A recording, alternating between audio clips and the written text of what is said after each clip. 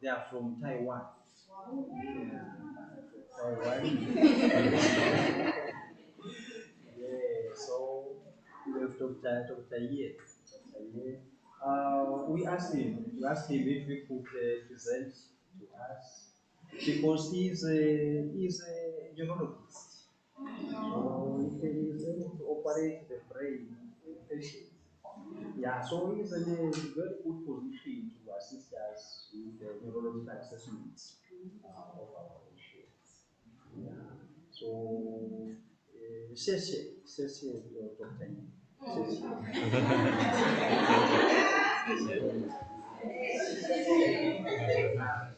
Yeah, so this is the BSNM 3 students. Yeah, when you are saying thank you can also say 谢谢. 谢谢。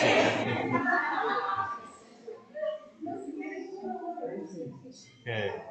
Good morning, Sapona and Johnny. Okay.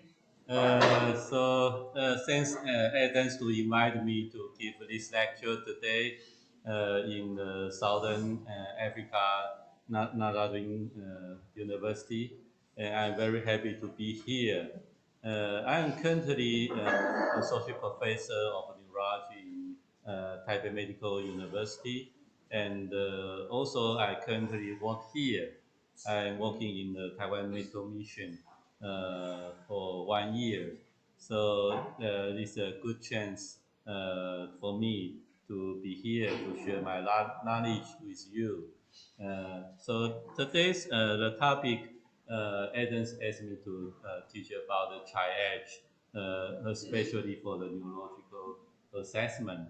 So let's start from the class now. Okay, what does a neurologist do? Anybody knows? Yeah, a neurologist actually we take care of the disease involved affect the central or peripheral nervous systems, and also the disease disorders might alter the neural function. For example, like stroke and epilepsy, headache. I think you might have some headache in the past days or past months.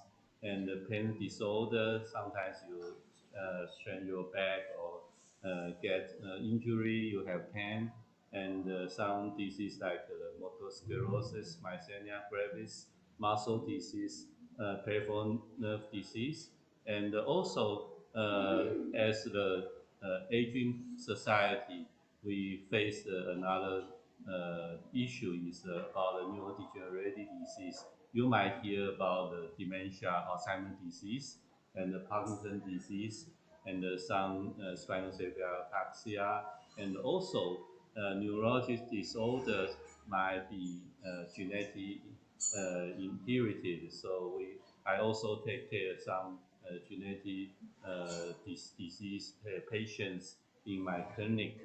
And so this is a neurologist too. So, but most of the neurological disorder I've seen in my clinic, they are not emergency. But today we will discuss about some emergency neurological condition you might face and how to recognize it, and maybe if time permitted, we can discuss about something about the management. So the triage, the term triage is from the French trial. The meaning is to sort, just like you play the poker card, you sort 1, 2, 3, 4, 5, 6, 7, and to make the order. So in casualty, the measurement, the sorting the large number of injured personnel is the first stage of establishing the order. Uh, this triage has been defined as doing the greatest good for the greatest number. So when if you only have one patient, we don't need the triage. We serve several patients when he comes.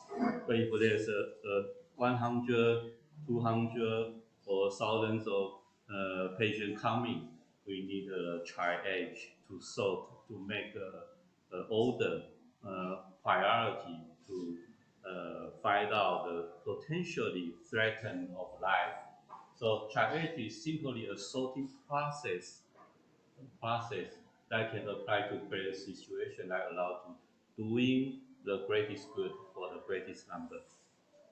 But triage is not the finality, so it can be changed time by time. So it can be categorized the change upon the if how many numbers of injured or how many numbers disease patient coming, and available resources.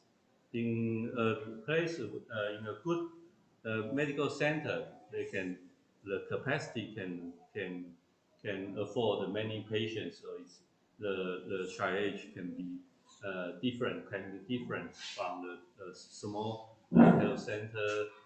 They can do that, and also the nature of the injury of the and extent of injuries, and also actually the triage distance is come from the in the battlefield during the war. They sort the injured soldiers. So in battlefield, also the state of hostile threat. But we now in the hospital, we don't worry about the hostile threat. So this is a cartoon. You can see the triage like this. So there's an entry point, and we did a quick and efficient sort to find out what is life-threatening problem. For life-threatening problem, we need immediate care, and for those is maybe stable or not so injured patient, we put in delayed care. So the reason is we have limited resources, but for a large number of patients, so we need to triage, to separate, to sort, to order, to prioritize what we will do for the all of the patients. And finally, some patient might go to admitted to hospital, and some patient may go to the collection point, or some patient may can go home and for the clinical visit. So that's why we need a triage to do that. This is a classical triage algorithm like this. So the triage we in the emergency department start the triage. We have three components. One is respiration, two is pulse and perfusion. The third one is mental status. So when the patient coming, we start triage is to see if the patient breathing. If not breathing, we go to the to see the is the patient airway obstructed, suffocated, for something to clean out the airway. If it's the patient get uh, better, so it's okay. But it's still if the patient still cannot breathe, it's going to die. Uh, but if the patient can breathing, so then the next day we check the pulse and the perfusion. So if there's a pulse, there's no pulse, we usually can check either way to check a radial pulse or check the cardiac pulse. If the pulse is weak or absent, the patient might have some problem. And what kind of problem might the patient might have? Shock. The patient might have shock. So where the shock come from?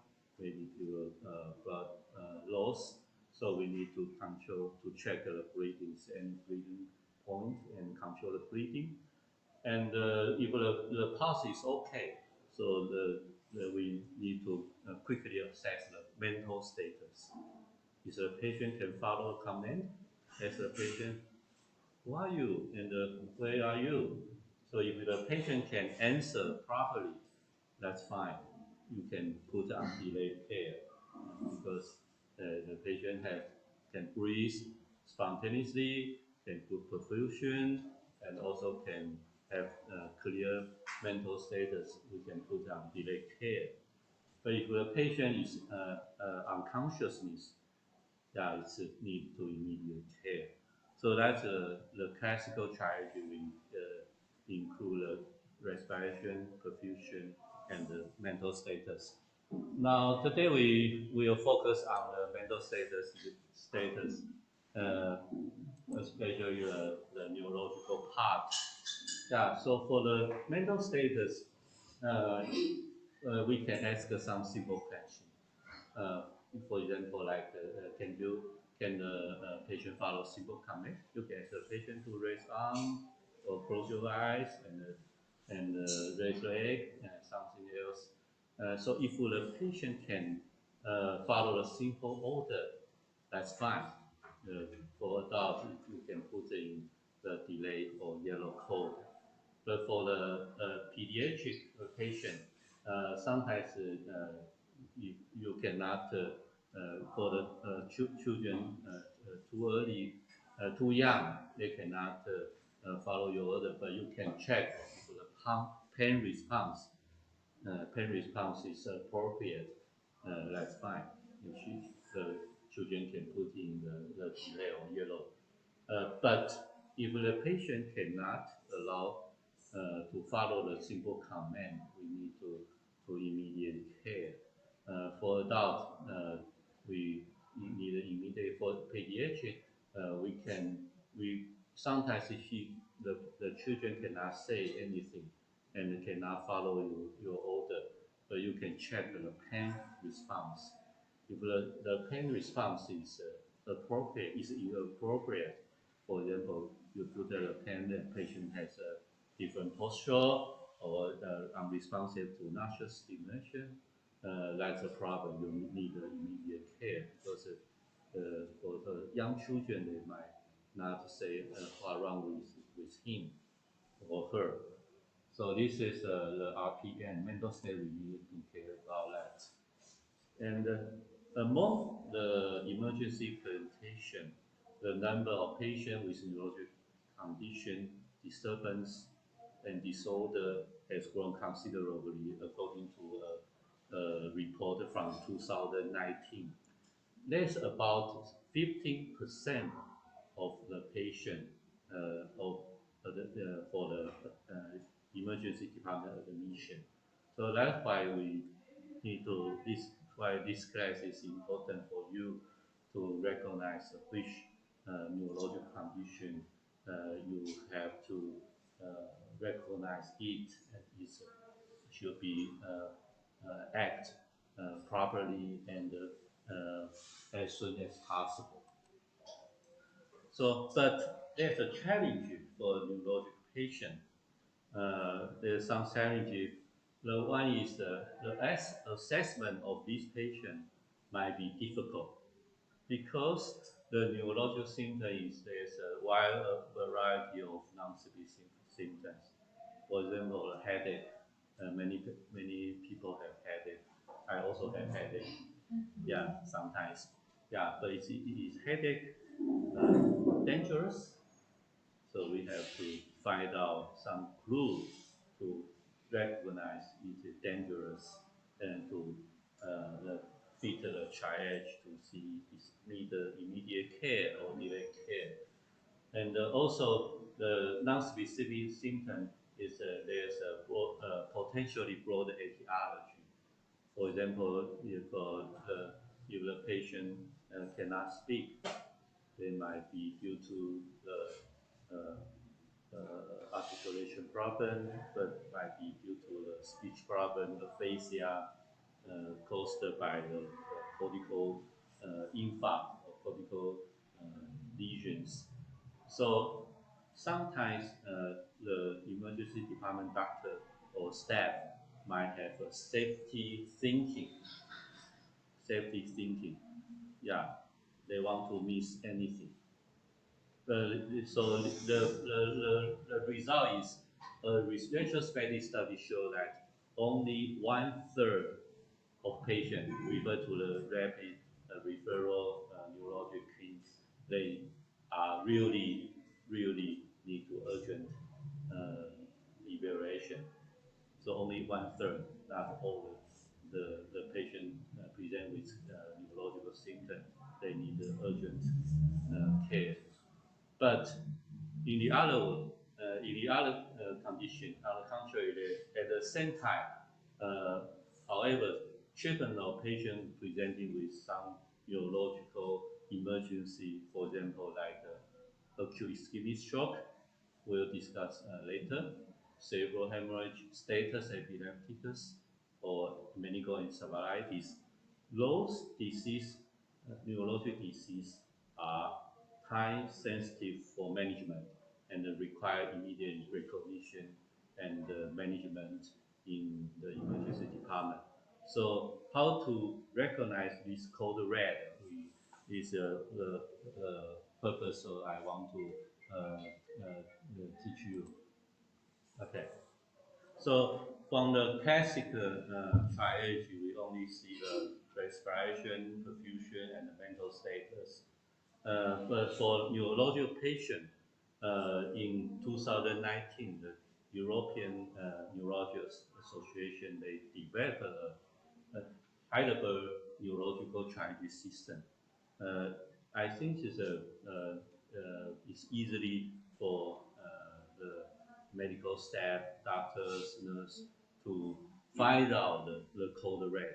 So today I would like to talk about the Heidelberg neurological triage system and focus the red code part. So for the neurological disease, there's a specific onset pattern.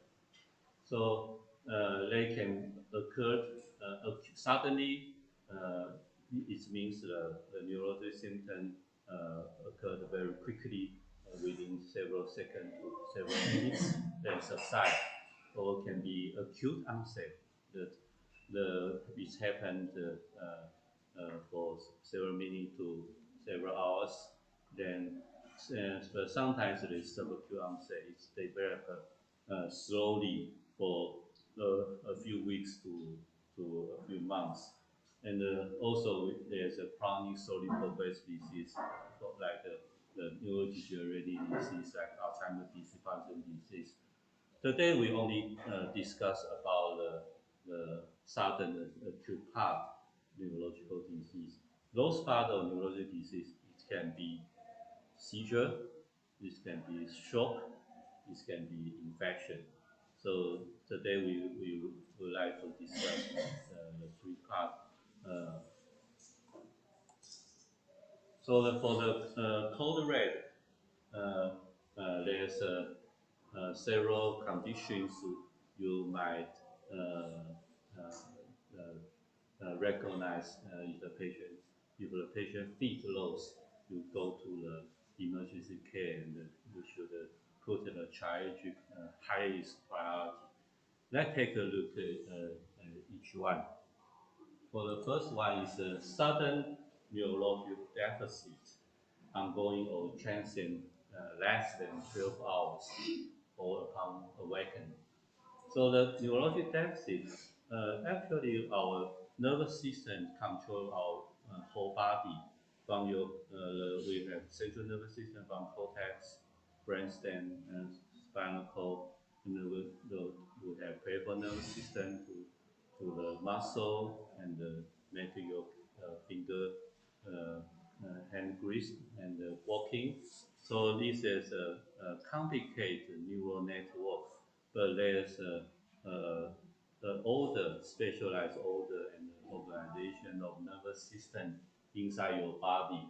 So the neurologic deficit, we can find out where is the lesion occurred and what the function disturbed.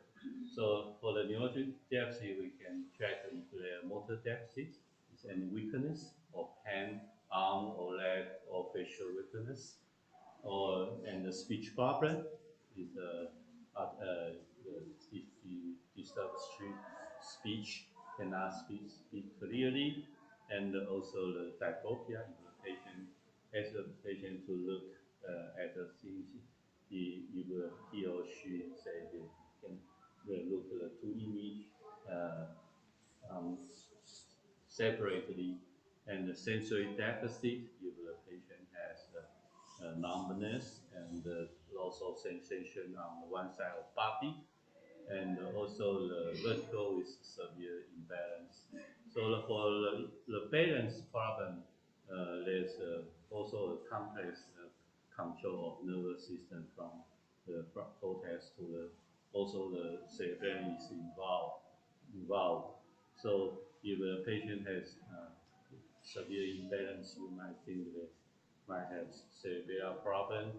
And disturb consciousness, mental status, we need to recognize is a urgent condition, and seizure we'll discuss later. So for the sudden neurologic deficit, onset, ongoing or transient, less than 12 hours, or upon waking, the first things we need to think is stroke, the cerebral vascular accident. Why stroke is important in the triage?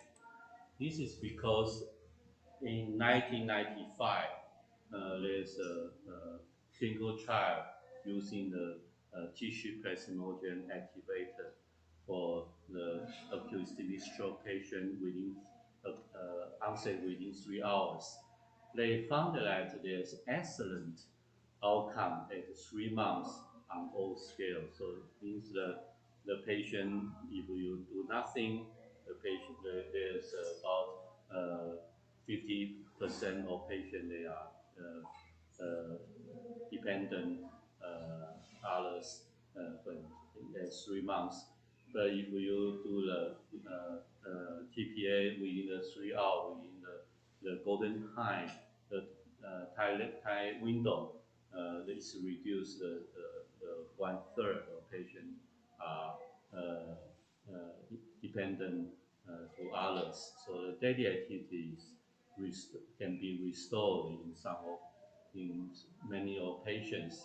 So its excellent outcome at 3 months on whole scale is observed in this study. So that's why we need to, in triage, we need to address the acute ischemic stroke in a very good point, because uh, the time is brand. When you identify a patient with acute ischemic stroke and give the proper treatment, for example, like a tissue plasminogen activator, uh, the outcome is excellent. Is excellent.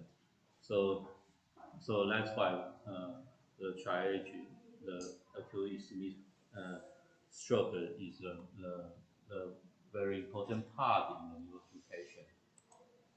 So this is our nervous system from cortex to spinal cord to the muscle. We just talk about our nervous system is a highly specialized organization. So the different part of the injury can cause different kind of neurologic symptoms. So, but how to assess the neurologic symptom? Uh, Actually, as a neurologist, we do the neurological examination using so many instruments to do for the neurological examination, for a complete neurological examination. But today, I'm not teach you to be a neurologist. Yeah. So we just talk about what sign or what symptom you might need to recognize in the emergency department and casualty to recognize the dangerous things. So for the complete neurology examination include consciousness, mental status, cranial nerves. We have 12 cranial nerves innervated, derived from the brainstem, innervated your eyes, nose, mouth, and the face, and the ears, and the tongues. And the motor system, we check the muscle strength and muscle tone, The reflex is use the reflex hammer to check a dependent reflex and histology reflex. For example, like Babisi side, and check the coordination. You see balance there, and the sensory system will check the pain, temperature, light touch, proprioception, vibration, and sometimes we need to observe is there involuntary movement you list, and also the autonomic system your patient have associated hypertension.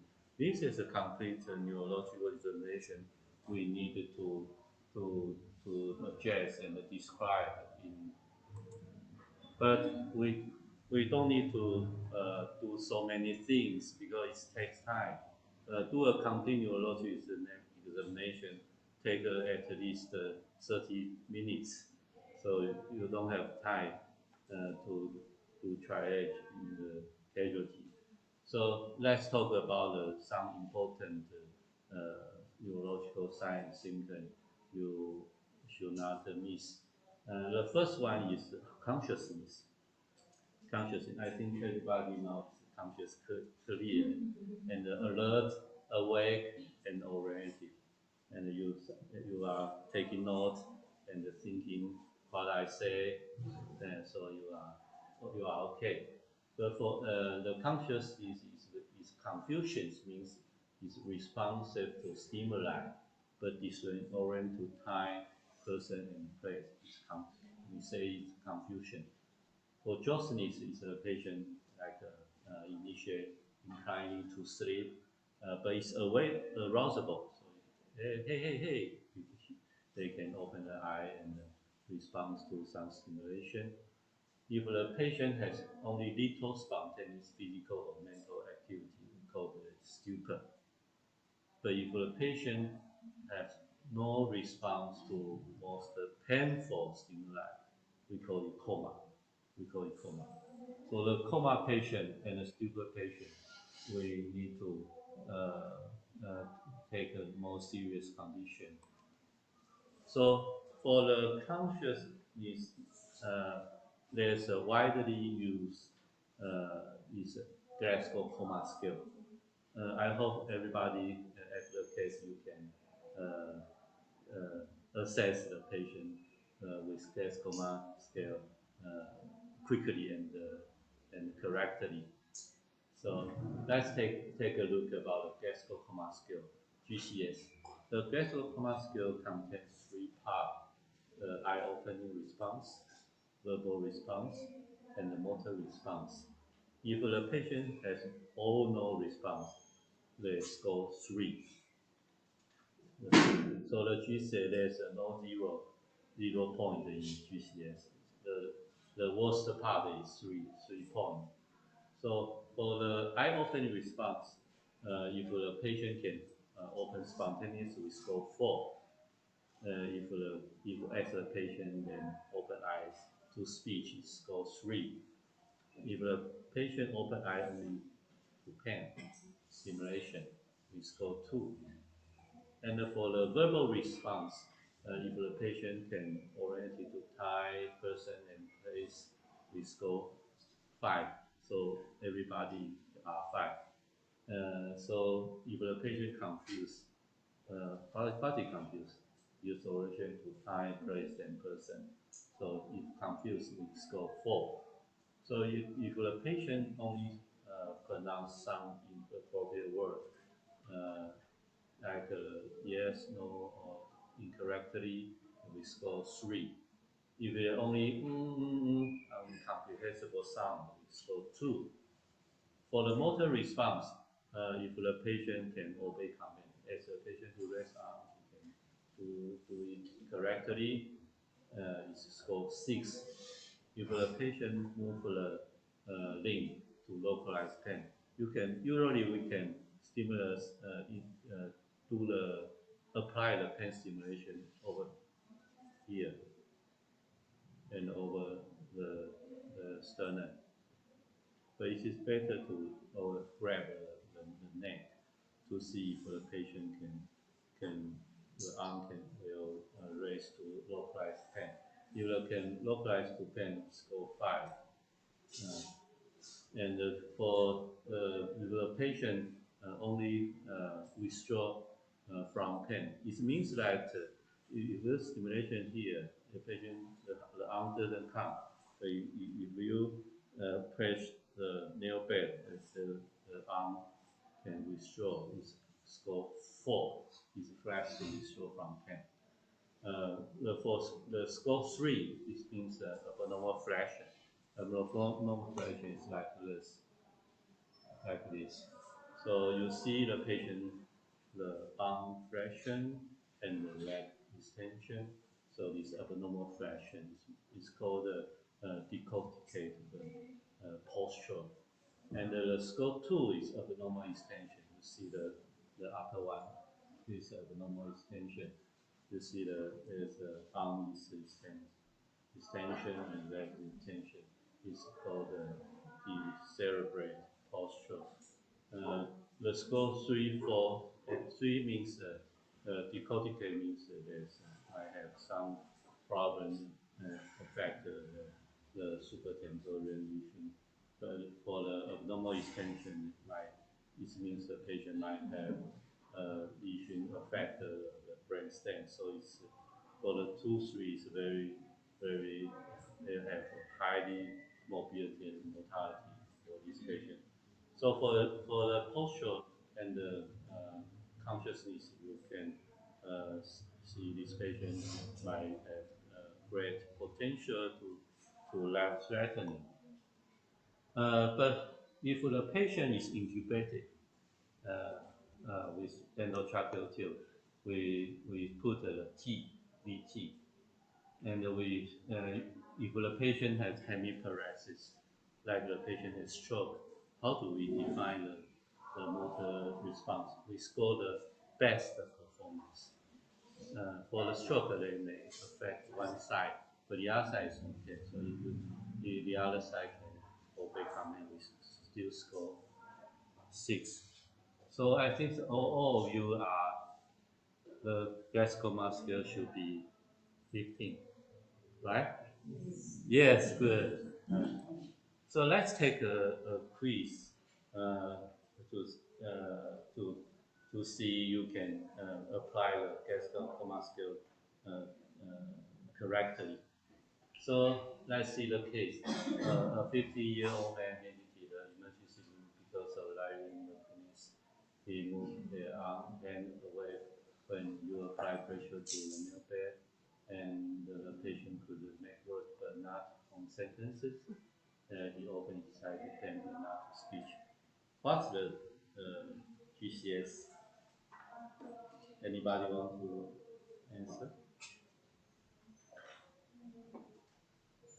E. Let's start from the E. Eye opening. The E is 210. E 2, right? How about the V?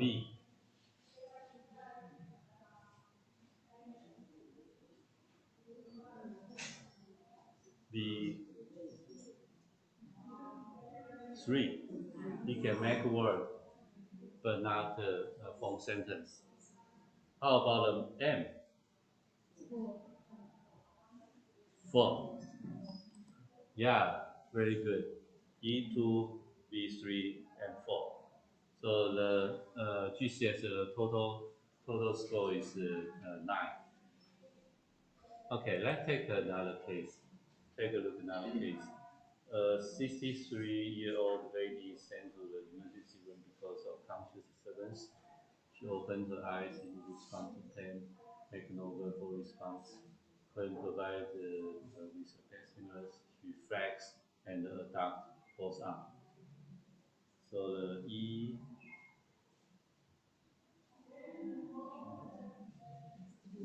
E2, right?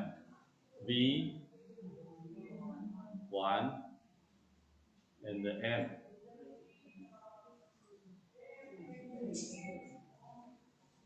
Press. So it's 3. Very good. So the coma scale is 6. So it's coma patient. So this is you can easily and quickly to define the consciousness of the patient, and you can communicate with other staff because this is standardized method for define quantify the consciousness level of a patient. If the GCS is low, there's a high morbidity and mortality for the patient. The patient have potentially have life-threatening problem. But for a coma patient, they cannot answer you, and they have some abnormal posture or no response to any motor stimulation. How do you define this patient is in danger or maybe just uh, some problem, for example, like the drug addiction, take, take too many drug overdose, take too many benzodiazepine and sleeping. How do you how do you differentiate is a bad thing going to life threatening or just let the patient take a sleep for a while and wake up. So for a patient with unresponsiveness, we also can check some brainstem reflexes. The brainstem reflexes, like the light reflex, you can use the pen light to see the pupil. If the pupil can constrict correctly in response or light, it means the cranial 2 and 3 are okay. The cranial 2 is the optic nerve, is a receptor of the light. The cranial 3 is the constriction of your pupil. So the light phase is immediately okay, means the upper brainstem 2, 3 are okay. And the middle part is you can do the corneal reflex.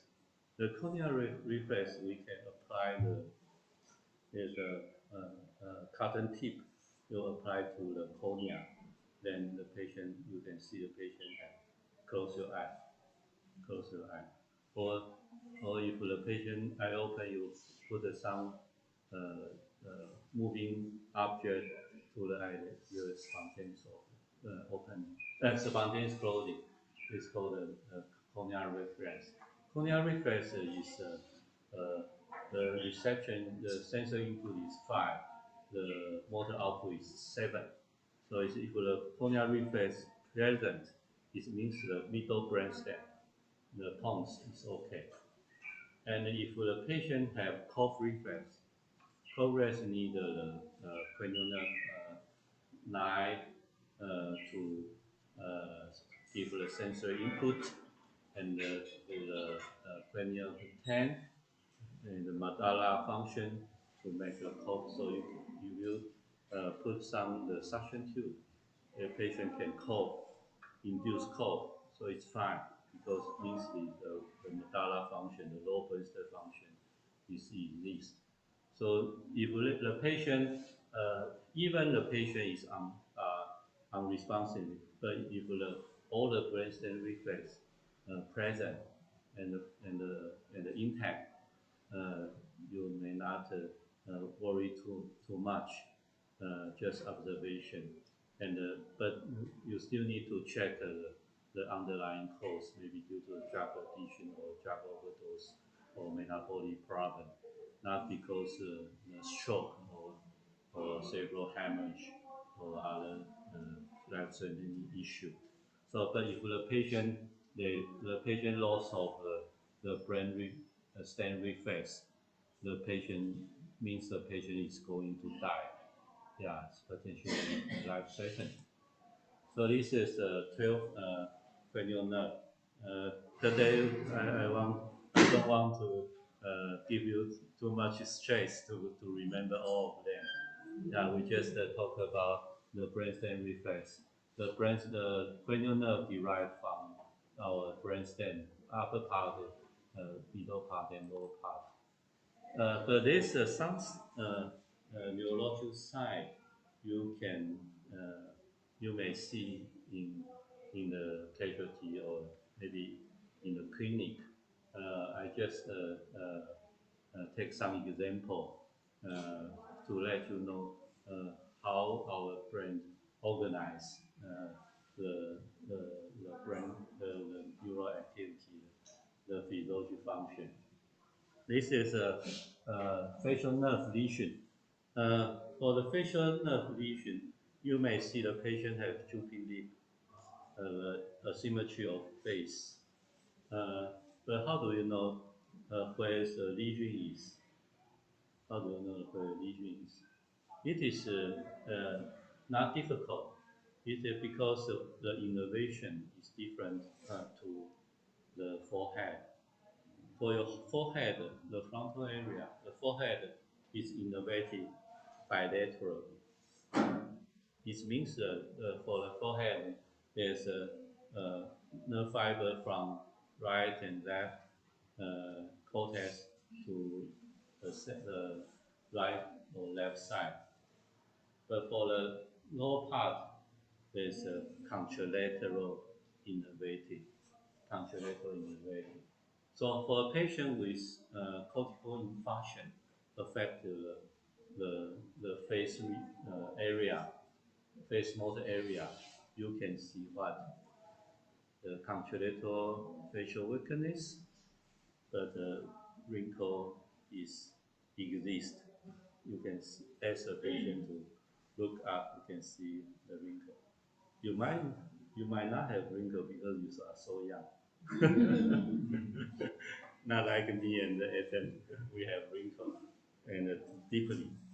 Uh, and if the patient, if the lesion affect the facial nerve, you didn't see the wrinkle. You didn't see the wrinkle. You don't see the wrinkle. So you can differentiate the lesion is on the facial nerve or on your brain cortex. So our nervous system is highly specialized and organized nervous system. So for the motor pathway, there's from the cortex pass through the interfacial processing and cerebropeduncle pons and to medulla. To medulla, the motor pathway goes over to the other side. There's a pyramidal decussation and to innervate the contralateral nerve and the muscle. So that causes the contralateral motor action. So for the sensory pathway, the sensory signal input into the spinal cord and go up to the cortex. But it's different for the pain and the temperature sensation. The the sensory stimulation information comes into the spinal cord and cross to the other side and go up. But for the proprioception and the vibration, the sensory information go to the same side to the medulla to cross to the other side. So that's why we can, according to the sensory deficit and or motor deficit, which side is the deficit, we can localize where the lesion is in the spinal cord.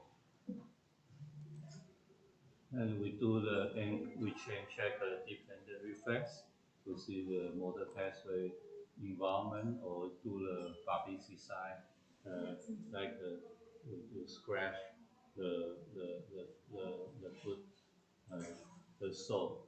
Yeah, actually, the Babinski sign is a primitive reflex. So it is normal in children below 2 years. So if 2 years, if you're 1 year, 2 year baby, you do that, you can see the upgoing toe and the fanning of other toes is normal. Yeah. Actually, this is already described in resonance wall paintings. Yeah, you see the this, angel cross is like a Babisi sign. So, but for acute stroke, we need to clarify where is what's the which vessel is occluded, which vessel is occluded. So we can it's depend on the clinical symptom.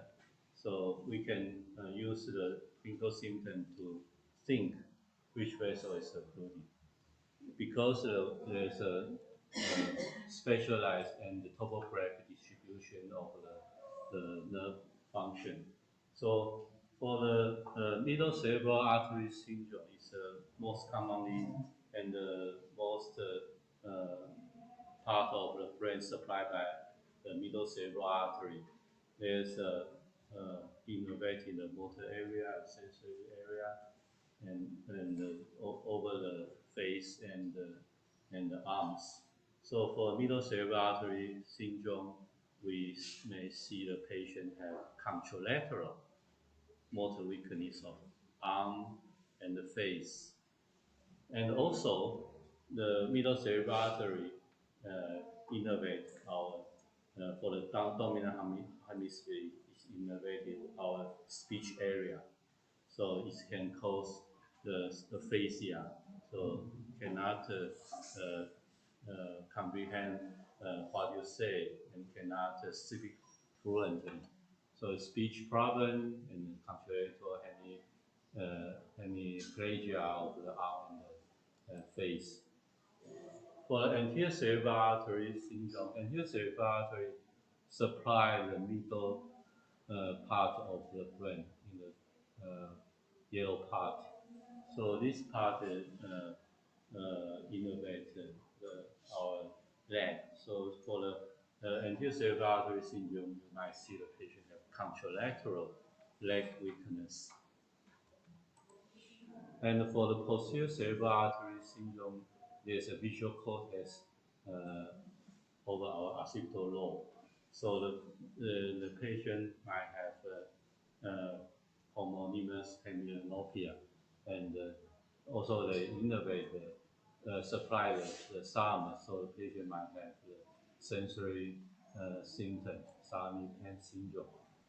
So how do we recognize this patient is might be in danger and suitable for TPA therapy, IV thrombolysis, or further mechanical thrombectomy therapy? There's a easily remember is the warning sign of acute ischemic stroke is BFAST, BEFAST. I hope so. You can remember that. The B is stand for balance. The person has sudden loss of balance, and E is for eyes. The person lost vision in one or both eyes. F means face, so the patient has a symmetry face. A means arm. You can as the person to raise arm with the arm droop is one arm hanging down. S in speech is the person's speech slurred, or he or she cannot have trouble speaking or and confused. So if those things exist, the T is time.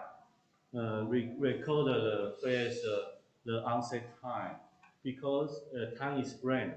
Within 3 to 4.5 hours, we can do the TPA therapy. But beyond that time window, there's an increased hemorrhage risk for the patient receive the TPA. So recall the time and call the emergency 911 or 119 in Taiwan. 911 is in maybe in US. And where is it? here. What the number do you call the emergency? 977. 977. Okay, so it's different. But remember the time, the onset time. So this is the flow chart for acute ischemic stroke,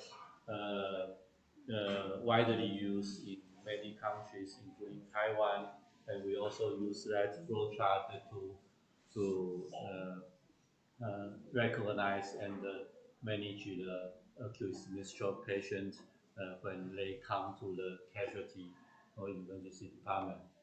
So if there's a detective focal neurologist deficit like the BFAST, remember the BFAST? That's the slide shown. If the neurologic deficit within 4.5 hours, if the CT doesn't show the hemorrhage, and there's a score called the NIHH score, NIH stroke scale. If the NIH stroke scale greater than 6 and suspect intracranial artery problem, so then we go to intravenous thrombolysis using the tissue pressure active the TPA. But if the patient has proximal NCA or distal carotid occlusion, we may proceed to the mechanical thrombectomy. Yeah, because the blood clot, the stroke is caused by blood clot to the large vessel. The blood clot usually is a fresh blood clot, so we can put a guide wire into the part and suction the blood clot out, just like in your house, the pipe is obstruction. You do the pumping, then suck the clot out, so that then restore the perfusion, the blood flow. So it's a directly intervention to reinstall the blood flow. But if the patient comes too late, it's more than greater than 4.5 hours, we still can do something. If the image shows there's a proximal NCA or distal ICA, it means large vessel occlusion, and there's some image modality can help us to define there's potentially have some penumbra can save, so we can do the mechanical thrombectomy as well. Even the patient onset has a symptom onset greater than 4.5 hours. So this is a demonstration about the mechanical thrombectomy we have done in the radiology department after the emergency assessment. So we insert a catheter from the femoral artery.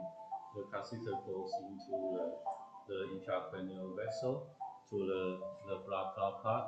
There's several kinds of trapping devices, or some combined with the suction, vacuum suction.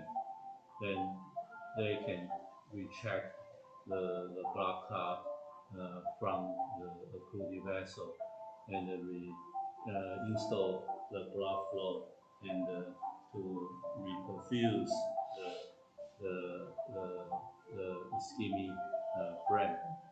So this is a technical advance in the clinical trial in 2016. It's found that the mechanical thrombectomy in certain patients, especially those with large vessel occlusion, that have good outcome for them. Actually, we did the mechanical thrombectomy in my hospital about 30 to 40 patients a year. Compare, we have 300 stroke patients, and most of them have good outcome. And after stroke, let's discuss another important condition is seizure. Seizure, especially in casualty, we need to find out if the patient is status epilepticus. We need to urgent and intensive care of this patient. This is a video clip showing the seizure, generalized tonic-clonic seizure, like this. The patient is unresponsiveness and have limb twitching, like this. And after 1 or 2 minutes, it stops. And this is another patient with similar presentation. You see the chronic heart, chronic convulsion. Yeah, so this is a seizure. You might see in casualty, or sometimes you might see in in in, in anywhere if it happen. So when the seizure, usually the seizure starts within 1 or 2 minutes and self-limited. But if the patient has seizure, you need to go to see a doctor to check what happened in your brain, because seizure is a abnormal dysfunction of your brain to cause the excessive electricity spreading in your brain. So the underlying cause can be infection, tumor, or some degeneration process, or sometimes the metabolic or infection can cause that seizure. Uh, but for the seizure, if a cluster of seizure, this can be a medical emergency. We call it status epilepticus. There's a clear definition about the status epilepticus by the International League Against Epilepsy (ILAE). Is the active part of tonic-clonic seizure should last 5 minutes or longer, and also the person goes into the second seizure without recovering consciousness from the first one, or the patient has repeat seizure for 30 minutes or longer. So for the status epilepticus is medical emergency, yeah, because it can cause the potentially damage of your brain and life threatening. And other seizure emergency is when an injury or illness occur. So this is a time frame of the status epilepticus can happen for tonic-clonic seizure, status epilepticus. If the seizure convulsion greater than 5 minutes, this can lead to continuous seizure activity. And if the seizure greater than 30 minutes, this can cause neuronal injury or neuronal death and the alteration of neural network and functional depth. So that's why in a patient, if the convulsion too long, we need to stop it as quick as possible. How when we see a patient seizure, how do we do that? How will we do? Anybody know? Can you put your finger to the mouth? No. Yeah. Yeah. There's 3S2M. You can easily to follow. The first S is stay with the person and start timing the seizure. Uh, just as we talked about the left side slide, most seizure they usually happen. They usually stop within 1 to 2 minutes. But it gets longer. It can become a vicious cycle and become the continuous seizure. The continuous seizure can, if it's greater than 30 minutes, it can cause a neuron injury, and neuron death, and permanent deficit. So stay with the person, keep safe, and also uh, Remember, keep the person onto the side if the patient are not awake or awake. This is because when the seizure occurs, the patient might have vomiting. This can be suffocated when the patient obstructed the line in supine position can might close the airway obstruction. So keep the patient side and keep the person safe and stay with the patient and to timing the seizure. And do not put any object in the mouth, especially your finger. Your finger will be bite. So and do not restrain because sometimes the restraint, sometimes the convulsion will violently, so it can cause further injury of the arm or legs. So when to call the emergency help, if the seizure stop within 1 minute, yeah, we don't need to go to the casualty right now, but you need to go to clinic to find out the underlying problem. So when you call emergency help, if the seizure lasts longer than 5 minutes and repeat seizure, and the first time seizure. First time seizure, you need to find out the underlying cause. It may cause infection or some vascular problem or some other underlying problem. Because in childhood seizure, some childhood seizure might be genetic causes. Uh, those patients might have get better when they grow. So for the childhood seizure, sometimes you just give the medication, and after they grow up, the seizure frequency will get lower and lower. Yeah, but they still need to treat, but not to worry about it will become frequent seizure cluster or status. But if the patient withdraw from the medication, a seizure patient withdraw from medication, that's a big issue to become status epilepticus. And also, if a seizure occur in water or difficult breathing or injured, pregnant or get sick, those patients need to go to emergency for help and now return to rural state or extra. Those patients need to go to emergency for help. For the in the casualty, when you see a patient uh, with seizure greater than more longer than 5 minutes, it means the patient might be the status epilepticus. We have a treatment algorithm guideline by the American Epilepsy Society and the IOAE.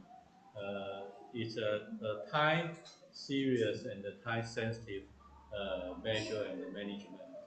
Uh, for the 0 to 5 minutes, you need to make sure the ABC airway breathing and circulation, keep O2 and IV access, and remember the glucose. Sometimes hypoglycemia is the cause of the seizure. So and sometimes we might give the thiamine because some seizure might be caused by alcohol. Some alcohol-related seizure, you need to give thiamine. So for the 0 to 5 minutes, you check the glucose and for adult you can give the thiamine and glucose as well. For the children, there's sensitive to hypoglycemia, so you can give the glucose as needed. For the 5 to 20 minutes, if the patient still have convulsion, we need to initial therapy using the first line is using the benzodiazepine, midazolam, lorazepam, diazepam. Those are effective for the first line treatment. But some patients might not stop after the initial fatal dilated after seizure less than 20 to 40 minutes. And this time we need a second stabilized therapy.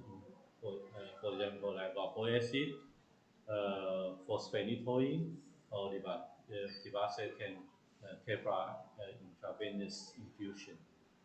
If the patient, the convulsion still not stop, we need to repeat second line therapy to escalate the dose, or even we need to some general anesthesia agent like phenobarbital or propofol to stop to quiet the brain activity to avoid the permanent neuronal damage.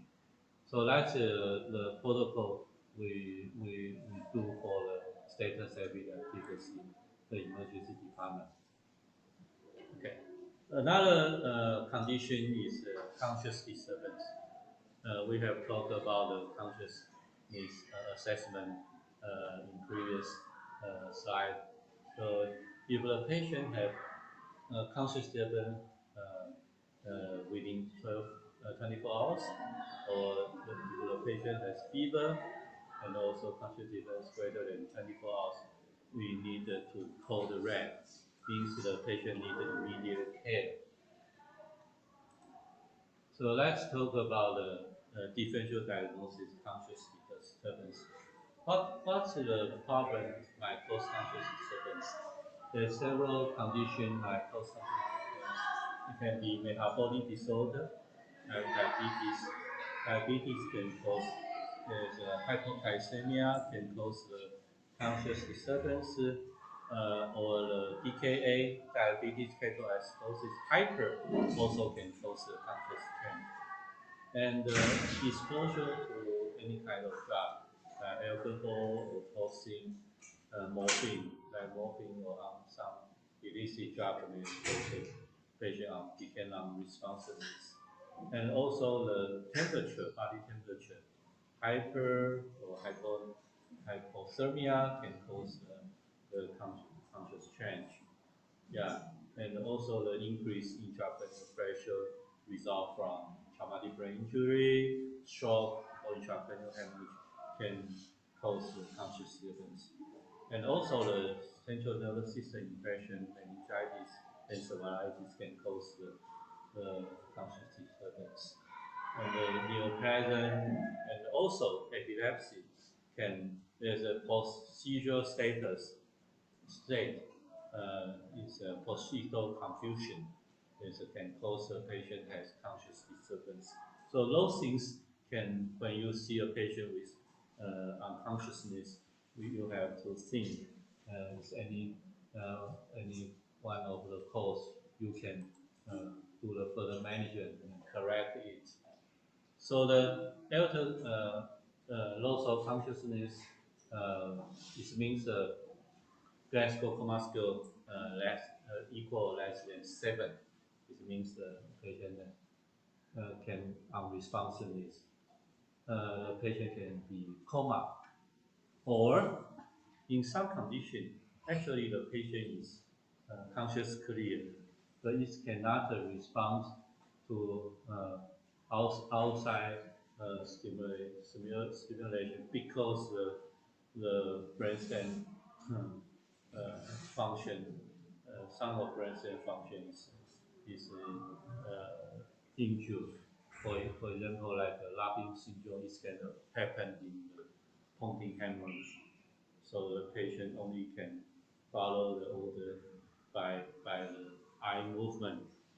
Uh, have you seen the movie? It's called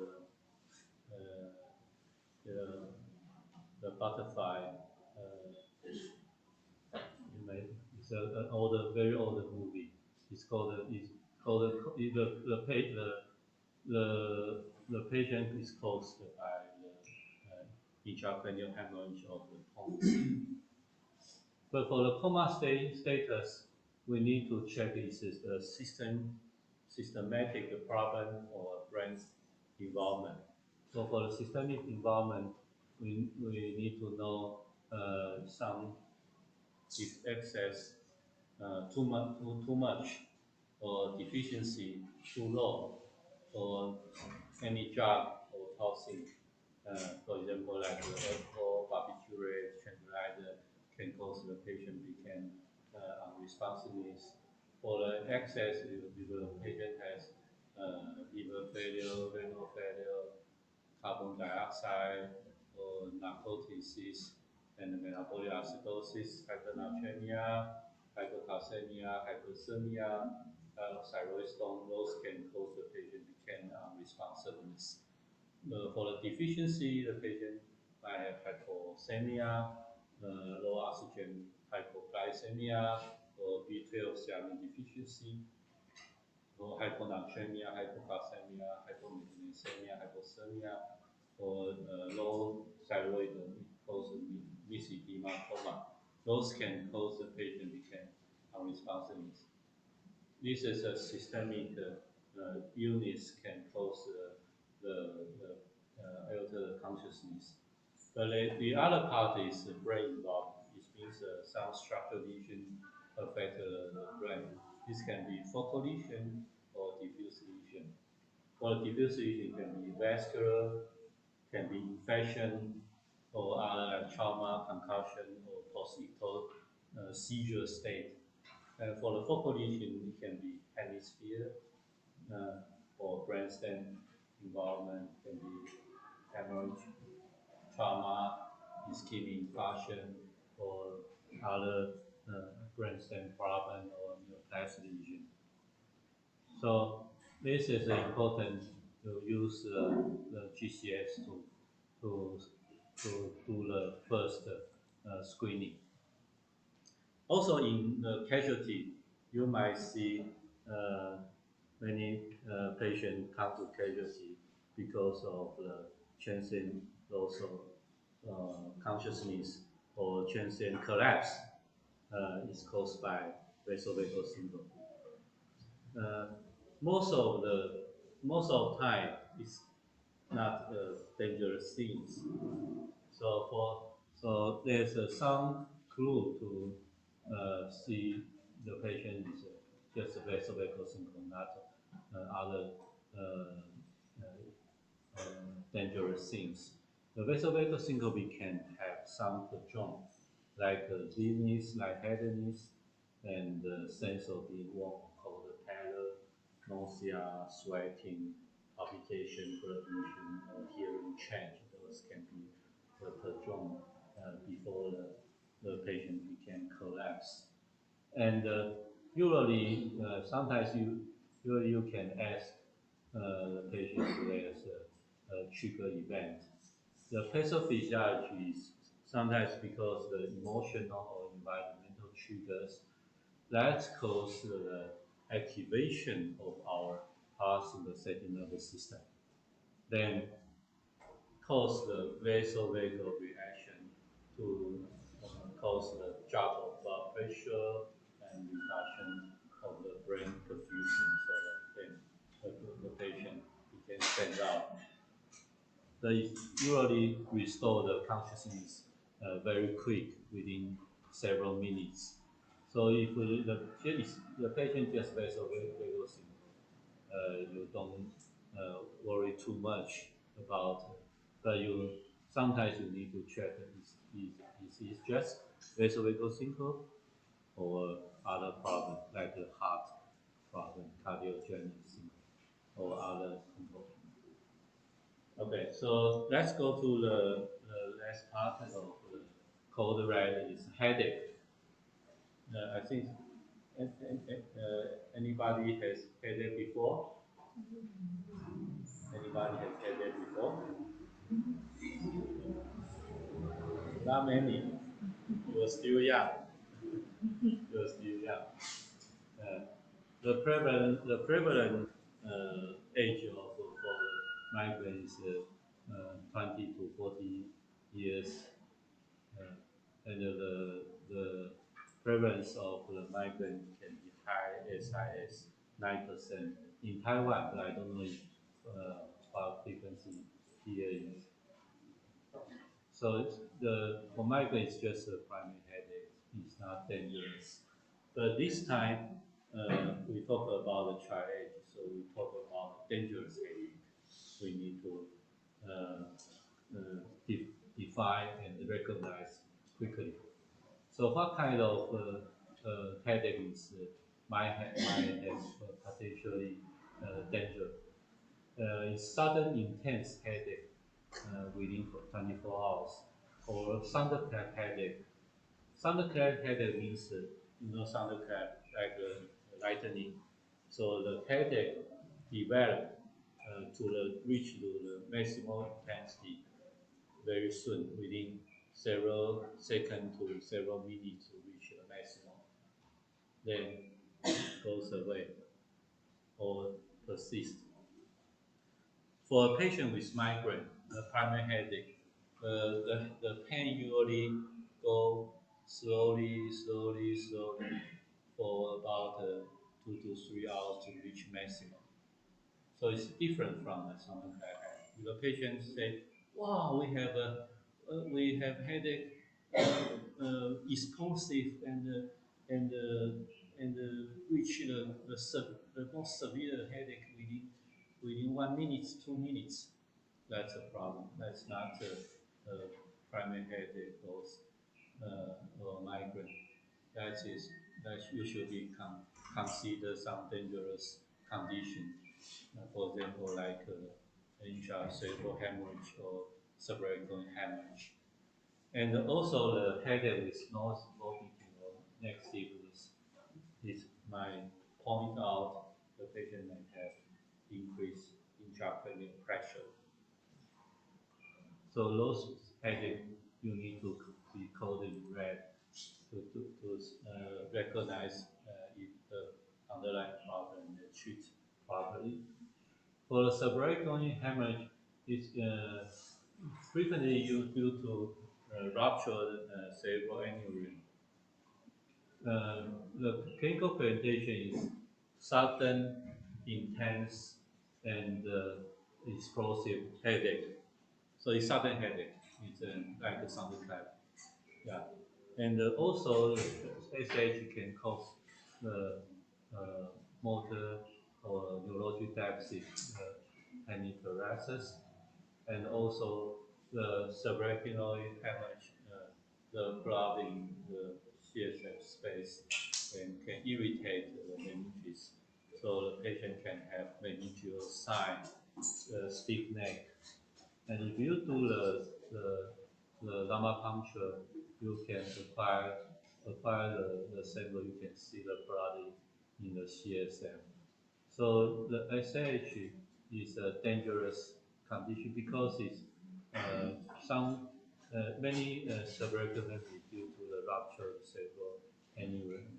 It can cause the the life-threatening problem. So how do you define the headache might be dangerous? Uh, for my headache clinic, I the most of patient actually most of patient are primary headache and not life threatening. So we need to take a clinical history correctly and to see if there is any neurological sign and to find out the red flag. Any red flag, it means can be dangerous. And for the migraine patient, we usually ask patient to make a diary because it's related to your treatment adherence and the effectiveness. What is a red flag? If you see the red flag, you need to go to the laboratory and image examination. What is a red flag? There's an easily remembered SNOP, Snoopy. You know Snoopy. Everybody knows Snoopy. Yeah, Snoopy. This is S. It means systemic symptom including fever. If a patient have headache and fever, you should think that they might have central nervous system infection or systemic infection, not only just headache. N means is a neoplastic history or neurologic deficit or dysfunction, hemiplegia. This you should think it is not just a simple headache. And 2O, 1O is onset of headache, sudden onrush, just like we talked about the thunderclap headache. You should consider it's a subarachnoid hemorrhage. And onset age after 50 years. So if the patient never have headache until after 50 years old, he or she start have first headache. It's not usual. It's not usual. It's not usual. So the first onset headache after 50 years, you need to do further examination, including brain image. It can be caused by vascular problem or can be caused by maybe the tumor. And there's a 10P, P pattern change or recent onset headache, positional headache. Why positional headache is important? Because um, the position headache, the patient complain when he lie down, he or she lie down, the pain goes away.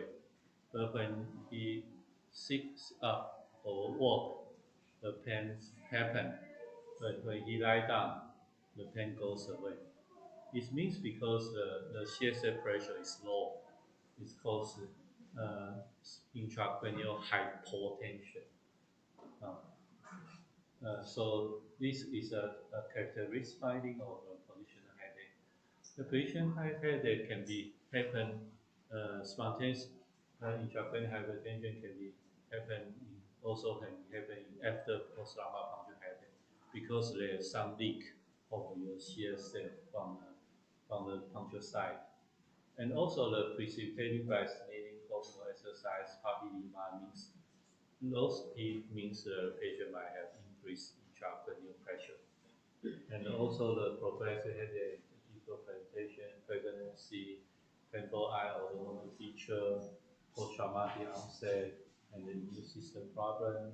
Or and one important thing is if the patient is already have headache, but he or she took too many painkiller, which can cause painkiller overdose, drug overdose, medication overdose headache. You need to treat them.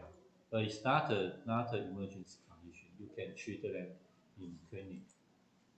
So the dangerous things in you need to recognize in casualty is thunderclap headache. Thunderclap headache. The most common cause is subarachnoid hemorrhage and reversible cerebral vasoconstriction syndrome.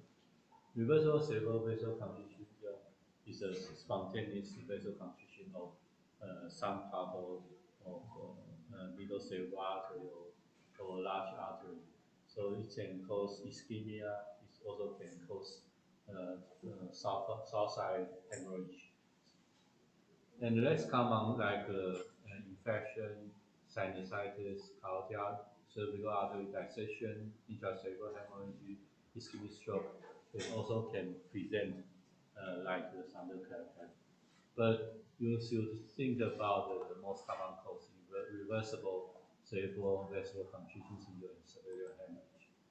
So this is introduce the red part. How about the yellow, green, and the blue? It's okay. You can delay the treatment. So today, because of the time, we just talk about the most dangerous part. This red part. For the yellow part, you see if the most neurologic deficit greater than 12 hours, it's beyond the time window. So we cannot do anything. If, for example, like acute ischemic stroke, if it happen greater than 12 hours, we cannot use the IV TPA or mechanical thrombectomy because the strong evidence suggests it can increase the hemorrhage risk and have no further benefit. Or the patient has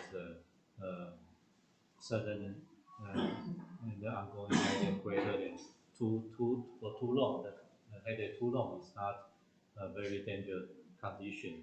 You can take to the yellow part. Yeah.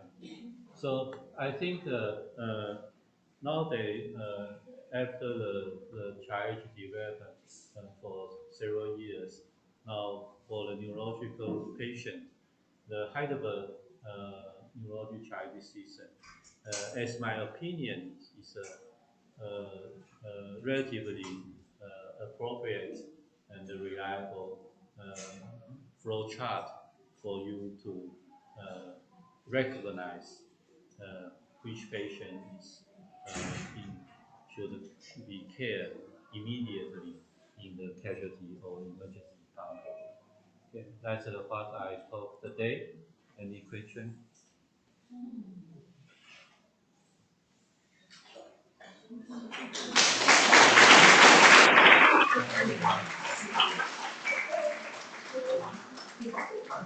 Everybody has GCS 15. Any question?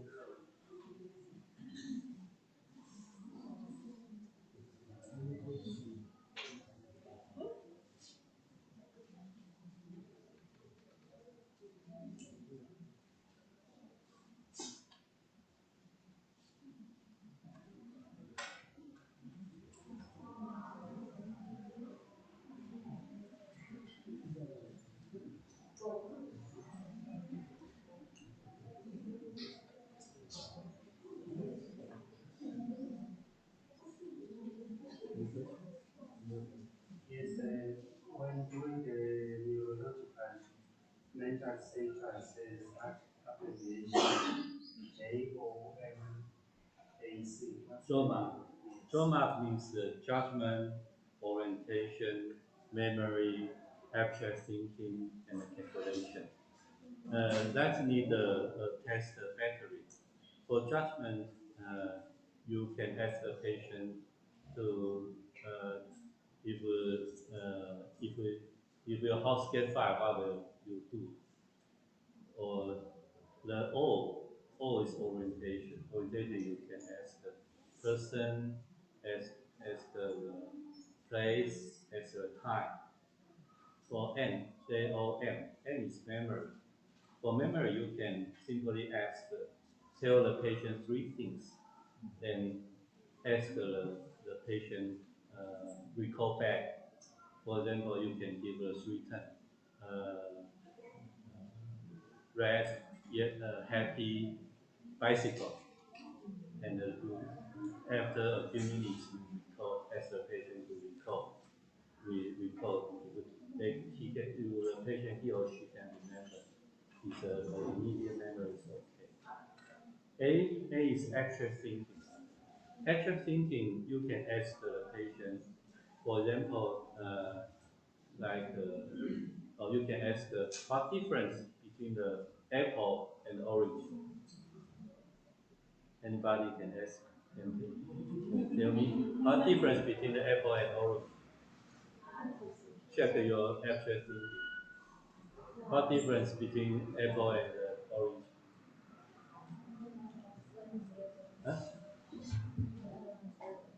Even color? Color, yeah.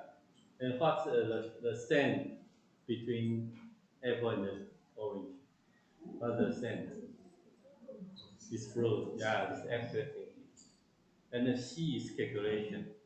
For calculation, we can ask the patient to do the subtraction, subtraction from 100, subtract 7, serially, it's easy to, or if the patient cannot subtraction 100, subtract 7, you can subtract 3 from 20.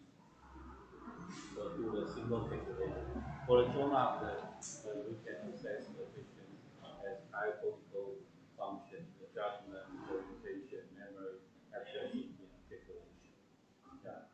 But I think in casualty, in the triage, you can simply just ask whether it can be oriented or not.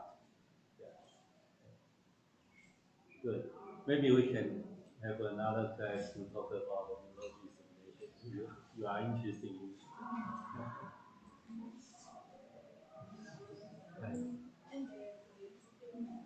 And, yeah.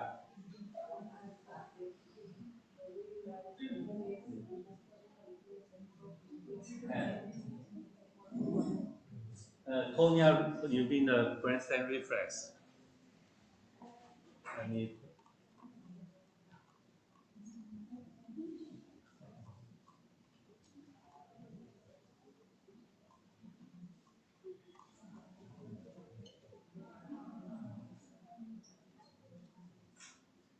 okay. The cornea reflex, the cornea, the sensory input is innervated by the cranial nerve 5. But when you close eye, it's innervated by facial nerve, it's cranial nerve 7. So it's 5 in and 7 out. This is for corneal reflex. Is that your question?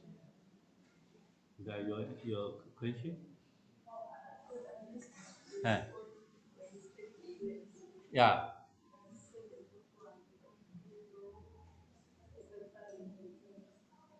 What? Oh, the cranial nerve 1. Cranial nerve 1 is olfactory. Olfactory nerve. Olfactory nerve we only can assess by let the patient smell something to like the coffee, tea. The cranial nerve 1 is olfactory. Olfactory they don't have reflex. They don't have reflex. Yeah, yeah. For the cranial nerve 1 is olfactory. It's only the sensory, sensory input to your brain. So you smell it's a foul smell or it's a good smell. Yeah, there's no reflex related to the olfactory. Yeah. Okay. Okay. Any question?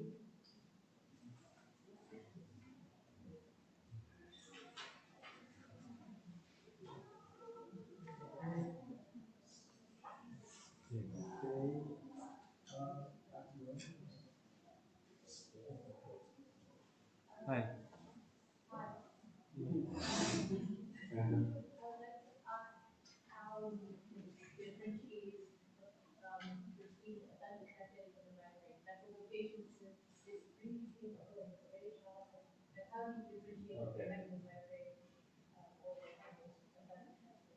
Okay. So uh, migraine and the thunderclap headache is quite different.